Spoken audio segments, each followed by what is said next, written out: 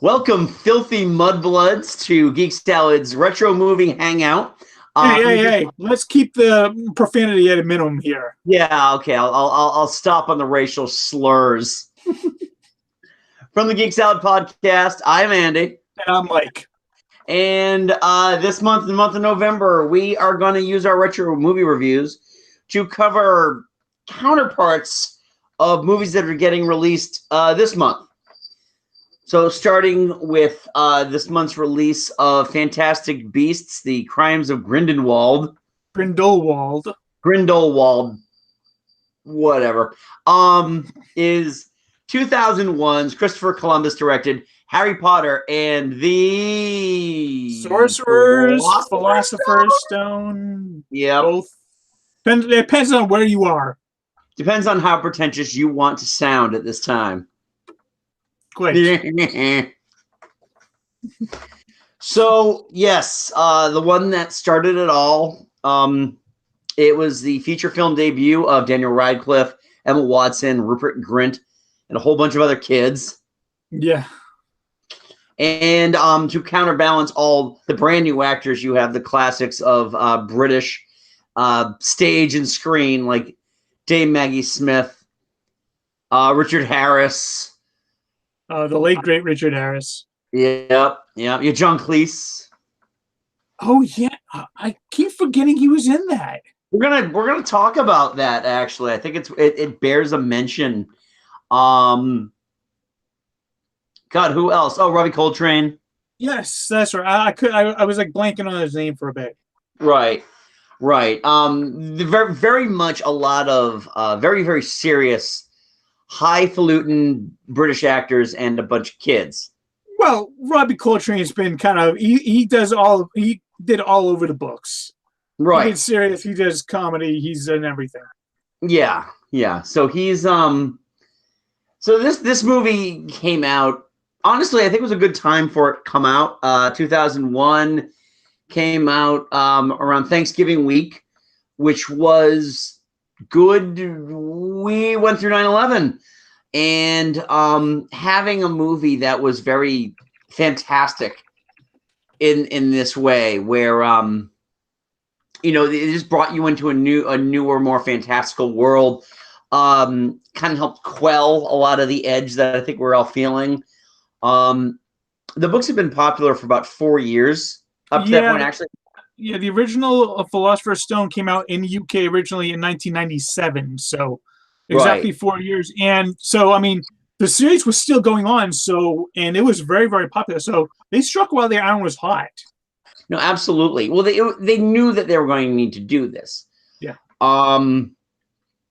What's interesting, though, about this movie is, and one thing, let's talk very quick about what works about this movie.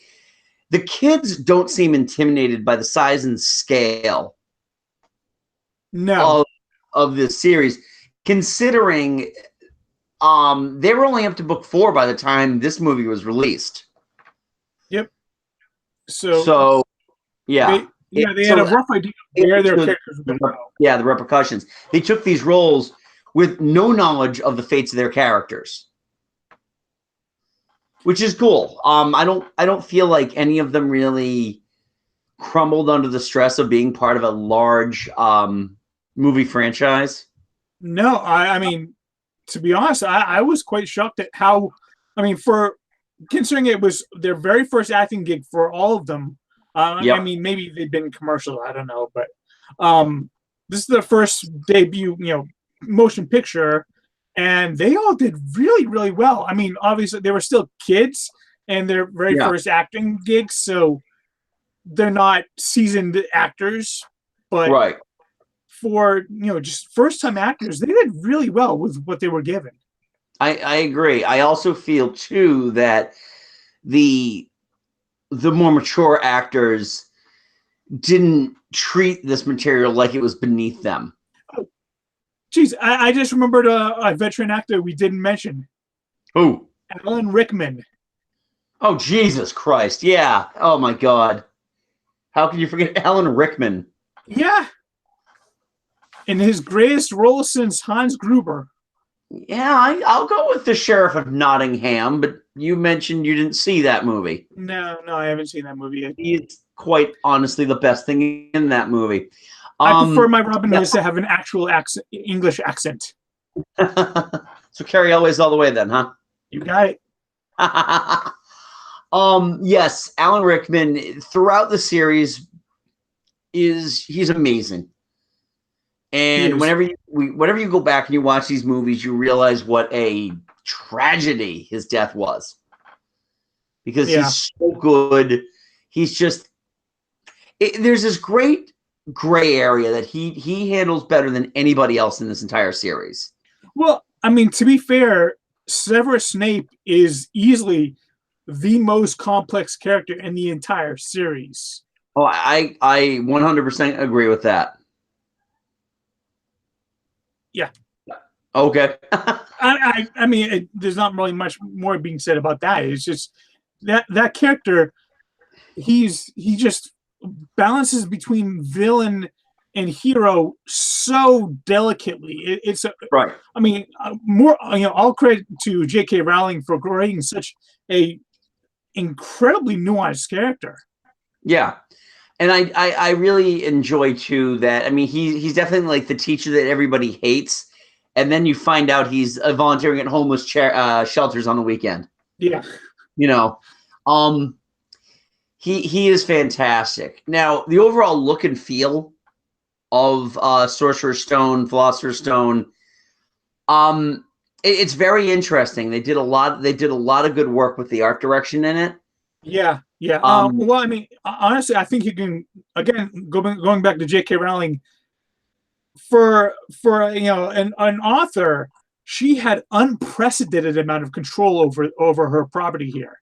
Yes, and you can see it in how well the books kind of follow how well the movies follow the book's storyline, but also the creation of the world that they exist in. Right. And it is interesting because this movie works on a scale where you are learning about this world and being introduced to this world as Harry as being introduced to this world. So stuff like Diagon Alley, like is anything within kind of the wizarding areas. Those are very it's just like they're very wondrous, and it's just kind of cool to be there with him while you're like, ooh, hey, look at that, look at that, look at that, look at that. Yeah, and it can be distracting because you're just you're trying to look at a whole bunch of stuff just like he would. Yeah, I mean, unlike something like, say, Star Wars, where you watch that movie and everybody already knows this universe that they exist in. With Harry Potter, you've got Harry who exists in this universe but hasn't experienced the universe at all, and so you're following him as you learn about it. Yes, absolutely. And it's just there's just a grandioseness to the just the overall size and scale of the world and of the wizarding characters, and nice little teases in this one about kind of the overall conflict that's going to happen over the course of 7 books. Right. And so it does a very good job on that. In hindsight, especially, I think it does a very good job. However, oh boy, this is a tough movie to actually get through when you factor in the kids are doing a great job with the dialogue they are being provided with. Before we go into what doesn't work, let's bring up one more thing that really works. Yes. John Williams. Oh yeah, John Williams' score is iconic. I think it's kind of fallen a little by the wayside in terms of like the overall greatest John Williams scores, only because there's so many of them. Yeah, it's John Williams. Right. But yeah, when you think Harry Potter, you're thinking you think of Hedwig's theme, which I mentioned a few weeks ago on our movie scores episode. Why do they call it Hedwig's theme? It doesn't make any conceivable sense that they would do that. Sorry, I got to adjust my camera a little bit here. Yeah, I'm just right below the light here. Yeah. And it's like they call it Hedwig's theme. Hedwig isn't given a name in the movie. I believe it is Hedwig. She's not German. Yeah, that's true. That's true. Yeah. Sorry. But yeah, I can't tell you why it's called that. I just know it is iconic. I mean, it is. It's when you walk.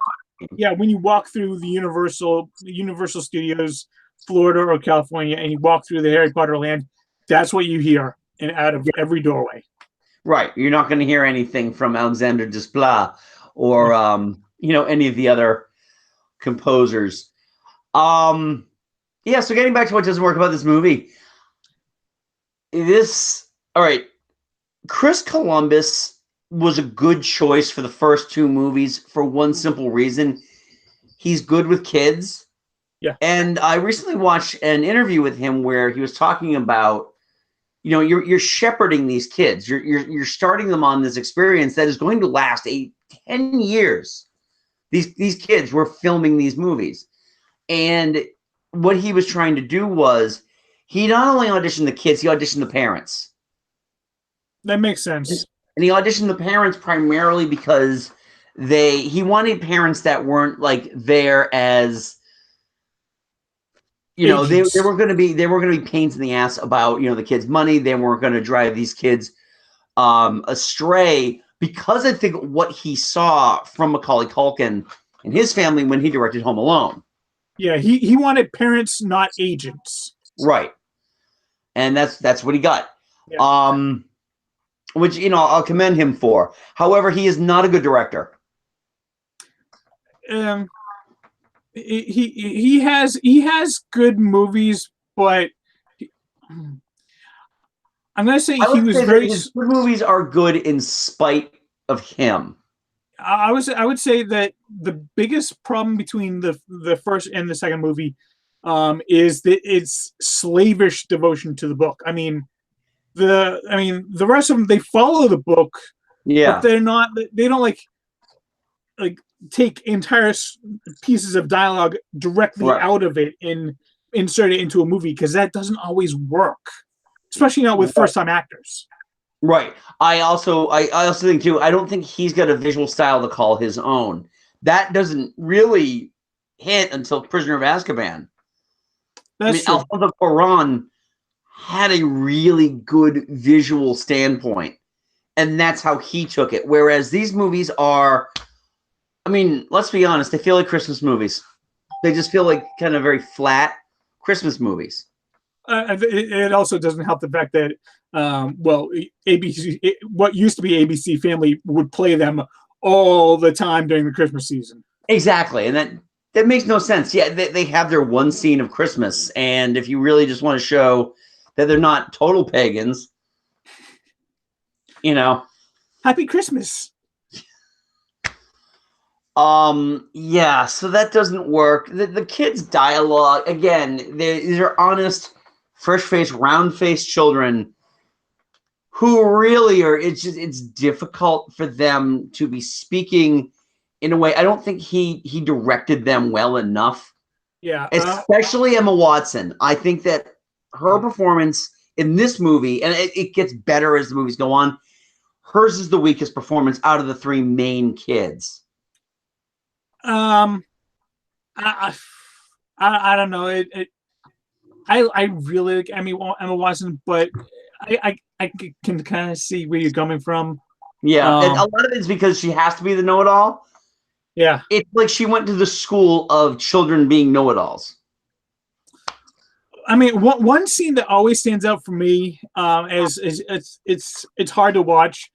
It's actually not, but it's not Emma Watson. It's Daniel Radcliffe. He's at the train. He's just gotten all this stuff. He's been spending the day with Hagrid, and he's down reading his letter, and he's talking to Hagrid. Then he looks up, and Hagrid's not there. I'm like, but as he speaks, he's like, I don't know, Hagrid. I can't do. I was like, yeah, Hagrid's not there. I know what's coming. Just no. Yeah. and the scene just has to play out, and every single time I'm just, even when I first saw it in theater, I'm like, no, I don't know. Yeah. No. I think also one of the bigger issues I have with this movie is how cheap the special effects look. I mean, you're talking about a big budget movie as a tentpole to a very big franchise. Out of all the movies, the special effects look the worst in this one. I think when the special effects are just like happening in the background and you're not like focusing, the film is not focusing on them, it's fine. But especially in the finale with the Voldemort and the underneath. Yeah. Yeah. That finale that just ended like that. Yeah. It was just very fast and very just kind of like that's it. Well, again, that kind of plays to the slavish devotion to the book, because in the book, the finale it's really kind of a non. There's no real major climax to it. It's just it happens and then it moves on. And in the movie, it doesn't. You have to have more. It's why it's why in the end of Jaws the shark blows up, as opposed to in the book the shark just dies. Yeah. You have to have that explosion, and just as a point of finality. Yeah. And I understand that you're not killing Voldemort in the first story, but at the same time, it just felt like there could have been just a couple minutes more of something. Yeah. I mean, we had honestly, the more exciting part was the chess scene. And even that, I liked the chess scene a lot. I did not like the way it was filmed, because the way they made it look, that thing was going to take like 4 hours. Yeah. And it just, there's a lot of close-ups of Ron that just didn't need to be there. But I mean, the two big scenes to me that have always stuck out, the scene when they're learning how to fly the brooms. Yeah. And Noel gets stuck. And what happens is when he falls, it honestly looks like they dropped a dummy. Which, to be fair, they probably did. They probably did. It looked bad, but it wasn't like a real dummy. It was like a digital dummy. Yeah. Like they had simulated how a body falls, but it was just like completely dead weight. Yeah. And the troll. The bathroom troll scene. The troll has never worked for me. Well, the other thing too is a month later we were treated to a much better troll scene in Fellowship of the Rings. Yeah. It's funny because the first two movies, Sorcerer's Stone and Chamber of Secrets, were released in tandem, like within a month of each other, from Fellowship and the Two Towers. And at that point, after Fellowship came out, I always felt like these earlier Harry Potter films were racing to catch up. Yeah. I'm just kind of curious who did the special effects on it, because they were no Weta. I think it might be ILM. Really? It very well could have been ILM. I've got it here. Yeah. Well, ILM created Voldemort on Voldemort's face. Sony Pictures Imageworks did the Quidditch scenes. It looks like it was actually Jim Henson's Creature Shop. What? Oh boy! They created the creature effects, which I would call the troll a creature effect. Yeah. Okay. Yeah.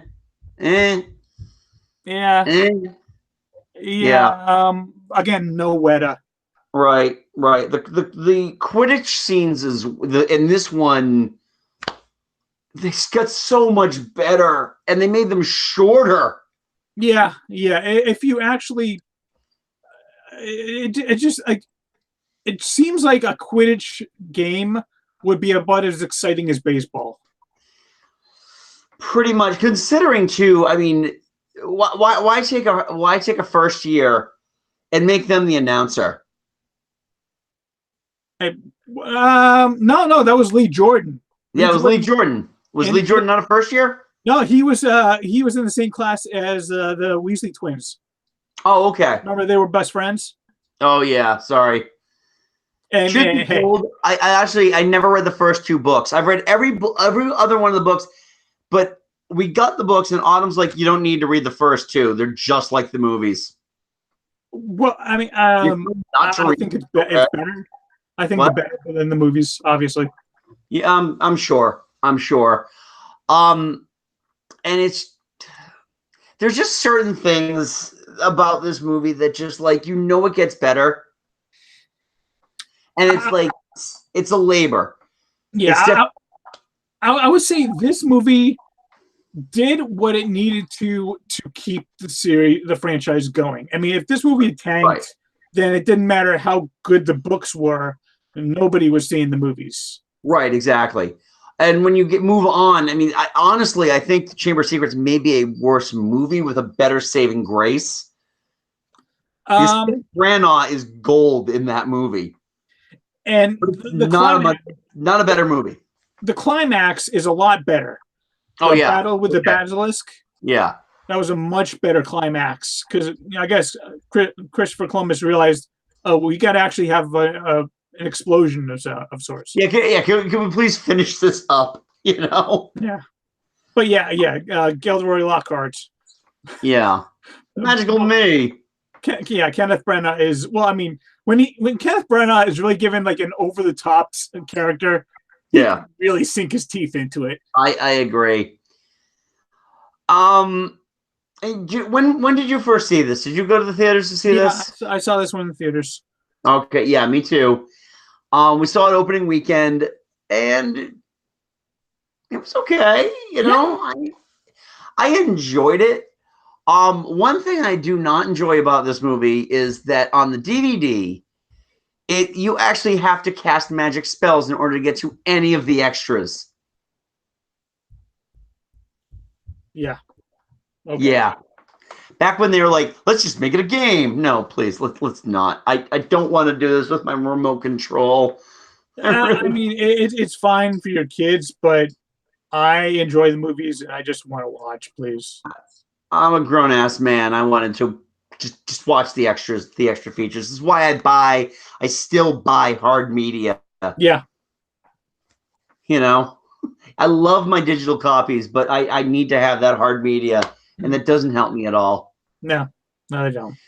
So, overall, I think it's, in terms of recommending the movie, I had no problem showing it to my daughter. Yeah, it was the reward for reading the first book. You could do a lot worse. You could not. No, you're right. You could absolutely do a lot worse. And there are movie franchises out there that are much worse right out of the gate. Yeah. And eventually get better. This one, 2 movies in, people are calling the third movie their favorite movie.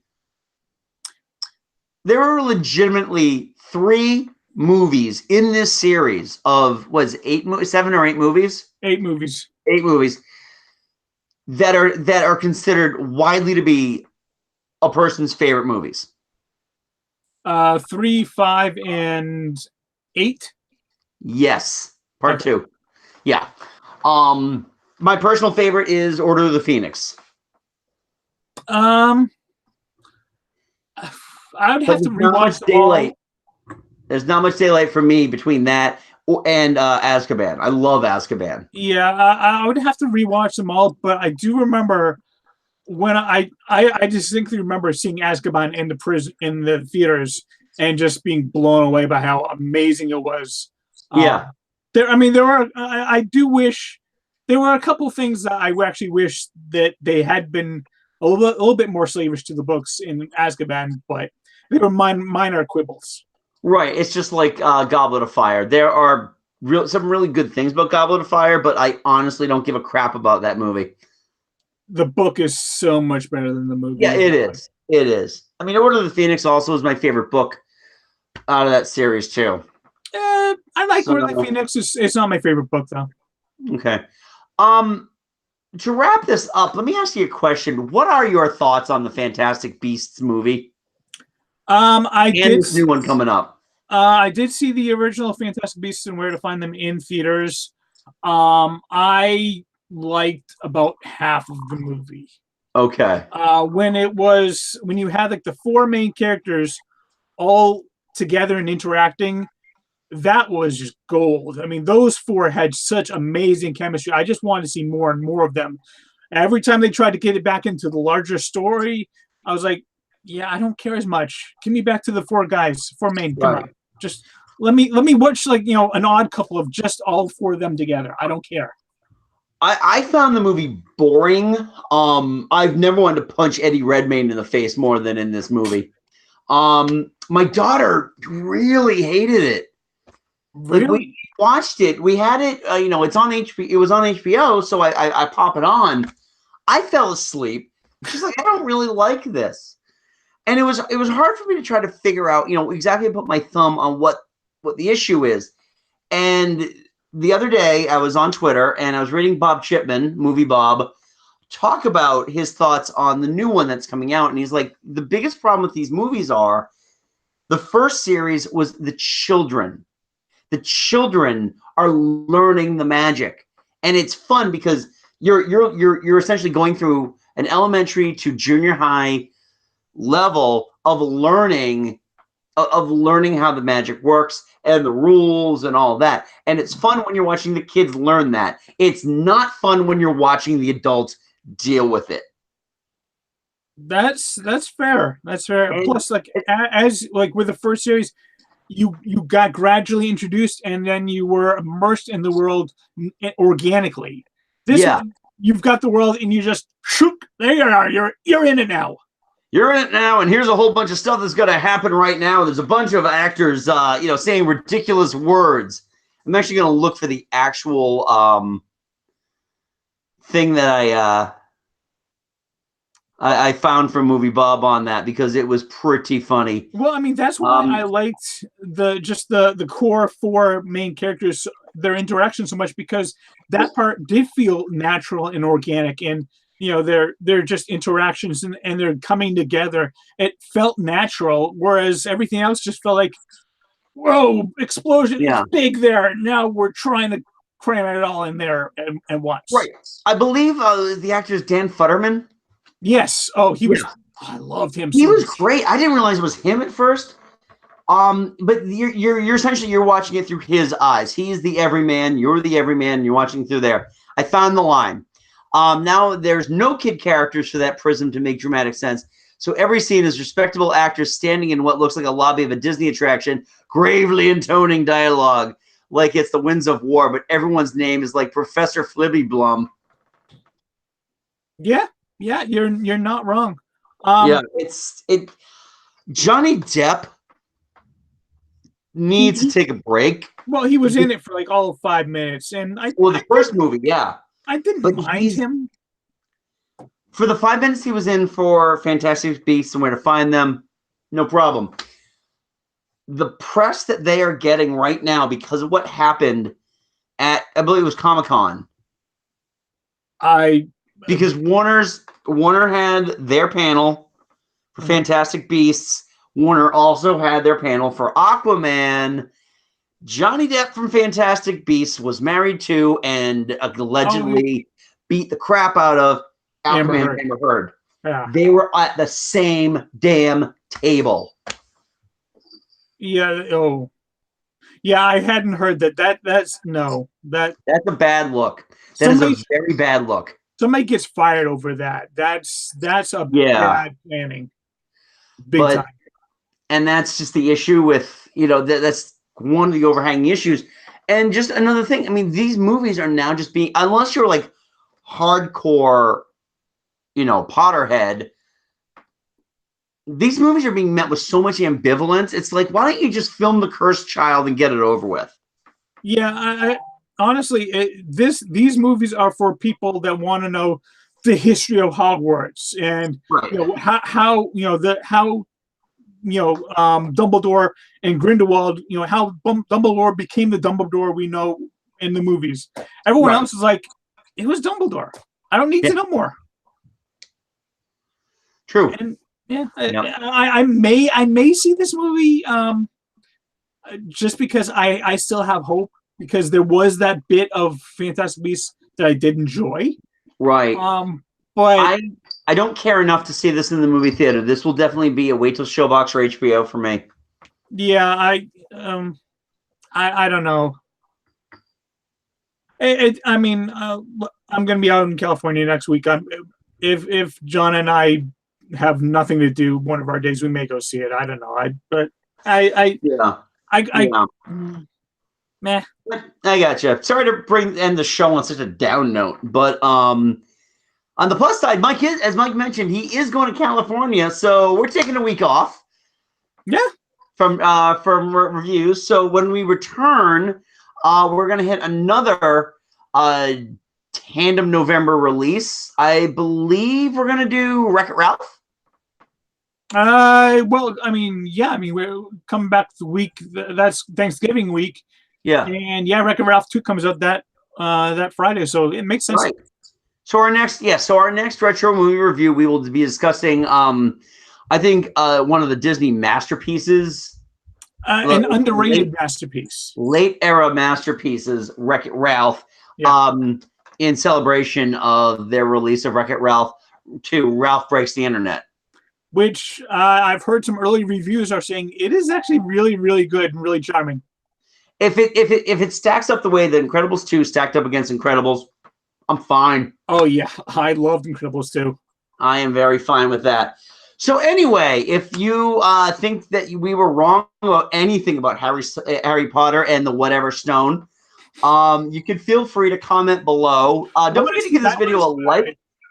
What's that? I want to see that movie, Harry Potter and the Whatever Stone. And the Whatever Stone. That's how they should market it. Yeah, please leave a comment below. Please leave us a like. We thrive on likes. Also, subscribe to our channel. Every week, we have new content coming out. We have a new show coming out in the next few days. By the grace of God and my ability to edit quickly. I have no excuse. I really don't. So you can check out our audio right here on YouTube, as well as our podcast, Geek Salad, which is available at our website, geeksalad.podbean.com. It's available on the Podbean app. It's available at Stitcher, iTunes, Google Music, and Spotify. So, although Google Music has kind of been acting up lately. Yeah, well, yeah. Hold on. Let me pull up the app right here. I think we're a preferred Stitcher. We're one of the preferred Stitcher podcasts. So definitely you can check us out there. But wherever, just make sure you subscribe, comment, give us 5 stars. We love the star ratings.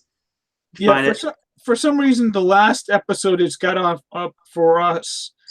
It was our score 1 for the movies. So it's like 1 behind. It's about 2 behind, actually, I think. Okay. So that one was September 26th. So nothing from October. Yeah, you're right. Damn. Yeah. So, anyway, that's why go to Stitcher. Go to iTunes if you must. Go to Spotify. Or just, put us up on your YouTube and watch us as long as the copyright disputes don't hit us. So... Until next time, I'm going to experiment myself out of here. So until next time, I'm Andy. And I'm Mike. Go forth and be nerdful, muggles. We'll talk to you later. Expelliarmus.